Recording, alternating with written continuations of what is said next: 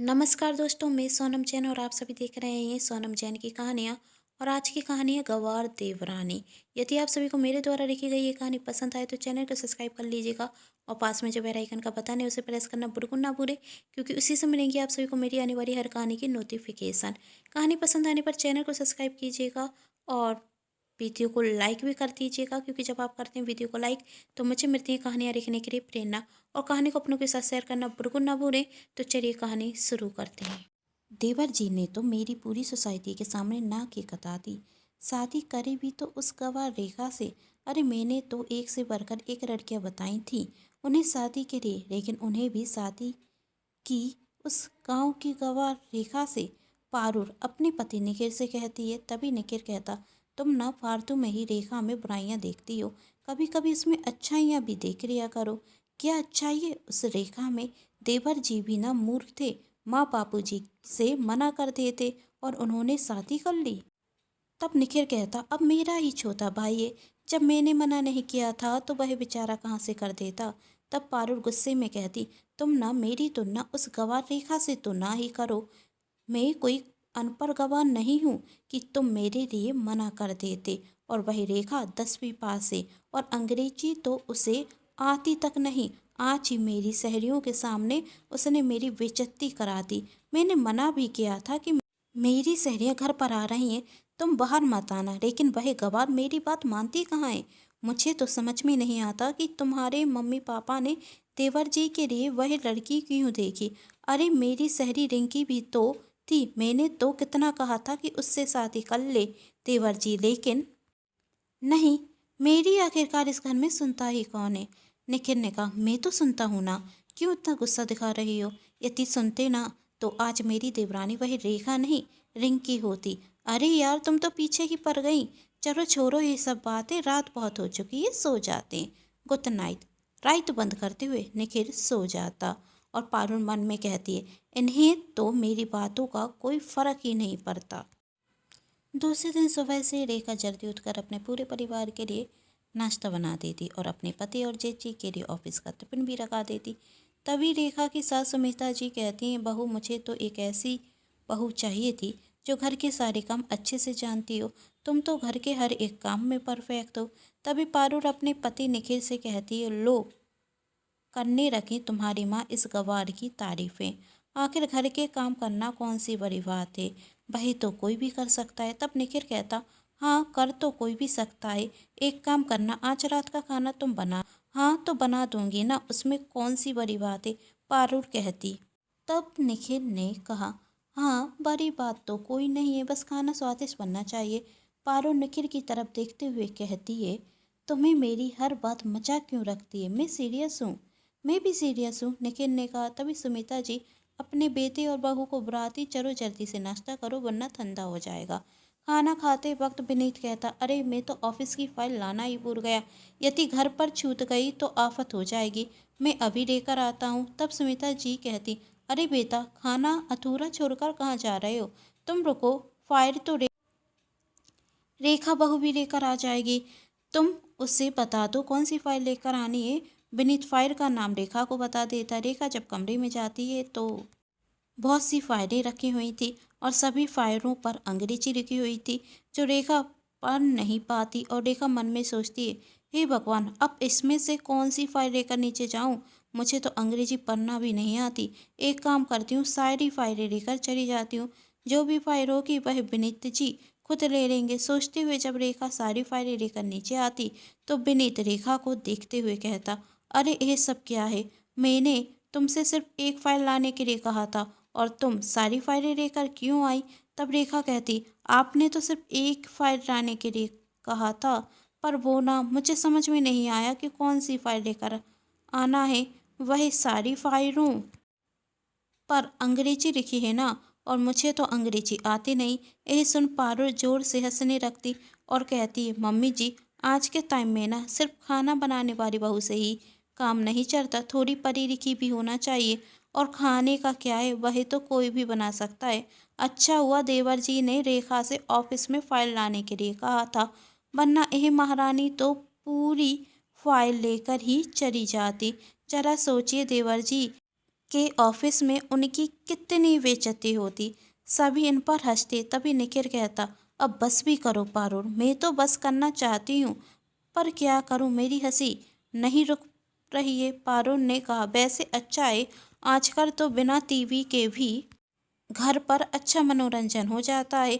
कोई ना कोई नया ड्रामा तो मैडम जी कर ही देती हैं। कहते हुए पारुल और जोर से हंसने लगती और रेखा के पास जाकर वही फाइल जो विनीत को चाहिए थी उसे दूर कर दे देती और रेखा से कहती, अब जाओ, यह पूरा पर्वत कमरे में रख कर आ जाओ। कोई आ गया ना तो बेइज्जती तो हमारी होगी, तुम्हारा क्या। तभी विनीत का फोन बजता और वह ऑफिस के लिए चला जाता। रेखा को मन ही मन बहुत बुरा लग रहा था और वही जब अपने कमरे में जाती तो विनीत को फ़ोन कर कर सॉरी कहती। विनीत कहता, सॉरी किस लिए। रेखा ने कहा, वो आज आपको मेरी वजह से बहुत बुरा लगा ना। विनीत ने कहा, मुझे कोई बुरा नहीं लगा, पर मैं सोच रहा हूँ कि अब तुम्हें भी अंग्रेजी आनी चाहिए। आज से मैं तुम्हें अंग्रेजी सिखा दूंगा। सच में आप मुझे अंग्रेजी सिखाएंगे? क्यों नहीं। विनीत कहता, अच्छा मुझे बहुत काम है, मैं फ़ोन रखता हूँ। कहकर विनीत फ़ोन रख देता और वहाँ पारुल के पास निखिल का फ़ोन आता और वही कहता, पारुल आज मेरे बॉस रात को खाने पर घर पर आ रहे हैं तो तुम कुछ अच्छा बनाना। एक काम करना, छोले भटूरे बनाना, वही मेरे बॉस को बहुत पसंद है। तब पारुल कहती, पर मुझे तो छोले भटूरे बनाना आता ही नहीं। अरे पारुल ऐसा मत कहो, मैंने अपने बॉस से कह दिया है कि आज का रात का खाना आप मेरे घर पर खाएंगे। वो क्या है ना, बॉस की वाइफ अपने मायके गई हुई हैं तो मैंने भी कह दिया कि मेरी पत्नी बहुत अच्छा खाना बनाती है, आप आज रात का खाना मेरे घर पर ही खाना। तुम एक काम करो, रेखा से कह दो, वही बहुत अच्छा खाना बना देगी और रेखा तो मना भी नहीं करेगी। तुम रेखा की मदद से खाना बना देना। कहते हुए विनीत फोन रख देता और पारुल मन में सोचती, मैं उस गवार रेखा की मदद लूंगी? नहीं नहीं, उसे तो घमंड आ जाएगा। और वैसे भी खाना बनाना कौन सी बड़ी बात है, आज के टाइम में सब कुछ तो मोबाइल पर मिलता है, मोबाइल पर देखकर बना दूंगी। अभी तो रात होने में बहुत टाइम है, एक काम करती हूँ, थोड़ा आराम कर लेती हूँ। थोड़ी देर बाद पारुल खाना बनाने की तैयारी करने लगती।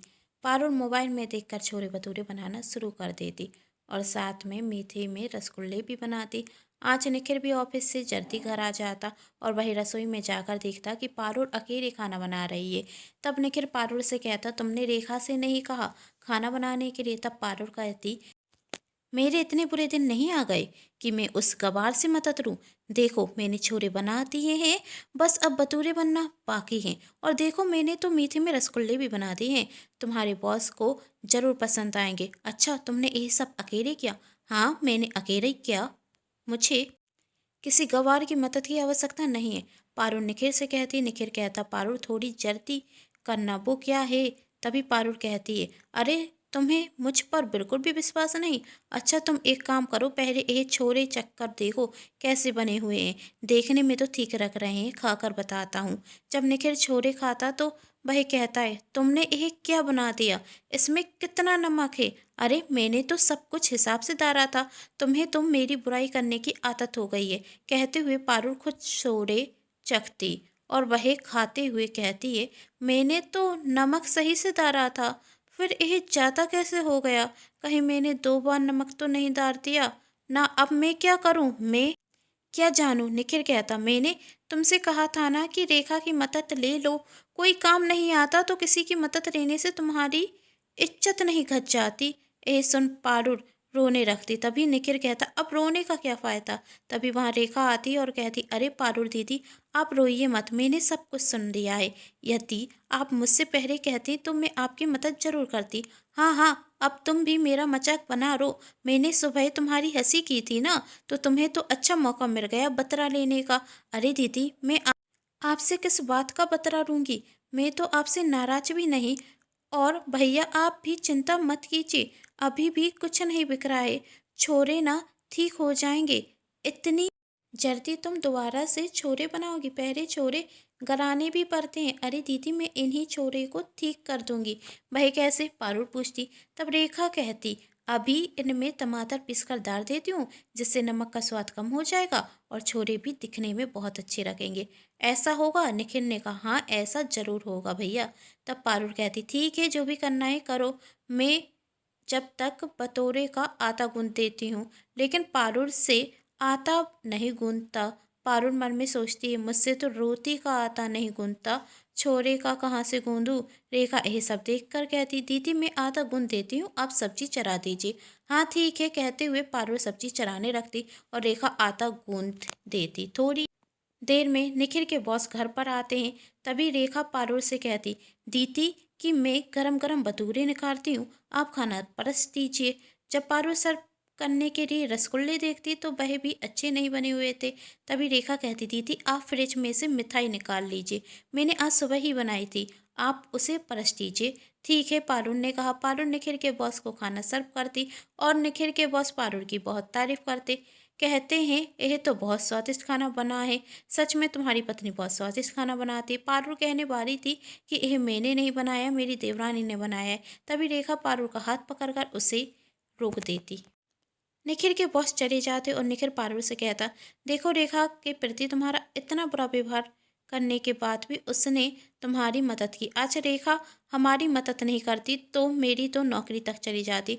तुम जिसे अनपढ़ गंवार कहती रही वह तुमसे ज़्यादा समझदार निकली।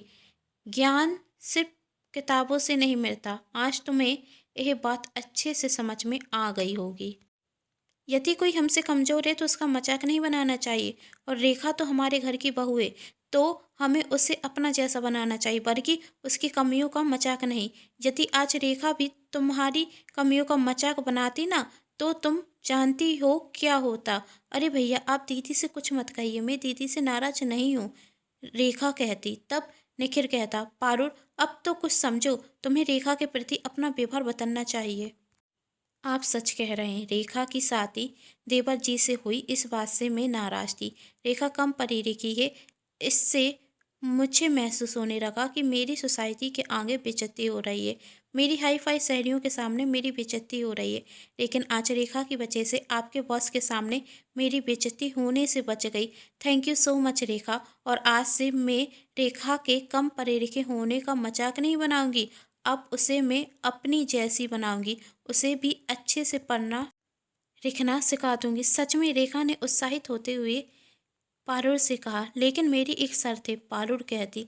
वही क्या दीदी, रेखा ने पूछा।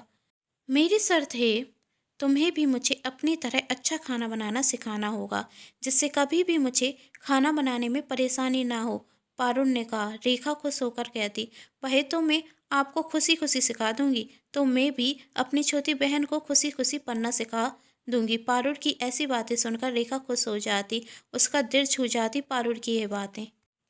और पारुल की ऐसी बातें सुनकर सभी बहुत खुश होते। क्या सच में पारुल बदल चुकी थी, या पारुल के दिमाग में कुछ और ही चल रहा था?